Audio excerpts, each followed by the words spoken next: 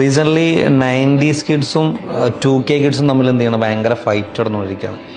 ഞാൻ മനസ്സിലാക്കിയിടത്തോളം 2K കിഡ്സിൻ്റെ വലിയൊരു positive side എന്ന് പറഞ്ഞു കഴിഞ്ഞാൽ അവർക്ക് ഒരുപാട് സ്കില്ലുണ്ട് എന്നുള്ളതാണ്. നല്ല സ്കില്ലുകളുണ്ട്, പക്ഷേ അത് അവർ ഐഡൻറ്റിഫൈ ചെയ്യുന്നില്ല.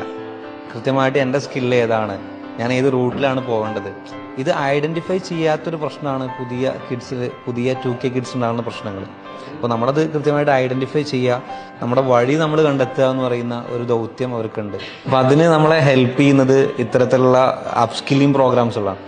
അപ്പോൾ എൻ്റെ മേഖല ഏതാണ്, കമ്മ്യൂണിക്കേഷൻ ആണോ, ലൈഫ് സ്കിൽസ് ആണോ, അതോ ടെക്നിക്കൽ സ്കിൽസ് ആണോ, ഈ കാര്യങ്ങൾ ഐഡൻറ്റിഫൈ ചെയ്യാനാണ് നമ്മൾ ഗ്രീൻ സ്കിൽ അക്കാഡമി പോലുള്ള അക്കാഡമികളൊക്കെ ഇത്തരത്തിലുള്ള പ്രോഗ്രാംസ് നീങ്ങുന്നത് സംഘടിപ്പിക്കുന്നത്. അപ്പോൾ നമ്മുടെ കുട്ടികളോട് പറയാനുള്ളത്, ഇത്തരത്തിലുള്ള പ്രോഗ്രാമുകളിൽ നമ്മൾ എന്ത് ചെയ്യുക, പങ്കെടുക്കുക, അവരുടെ മേഖല ഏതാണെന്ന് എന്ത് ചെയ്യുക, കൃത്യമായിട്ട് ഐഡൻറ്റിഫൈ ചെയ്യുക. അങ്ങനെ നമ്മുടെ ഫ്യൂച്ചർ എന്ത് ചെയ്യുക, സെറ്റാക്കുക എന്നുള്ളതാണ്.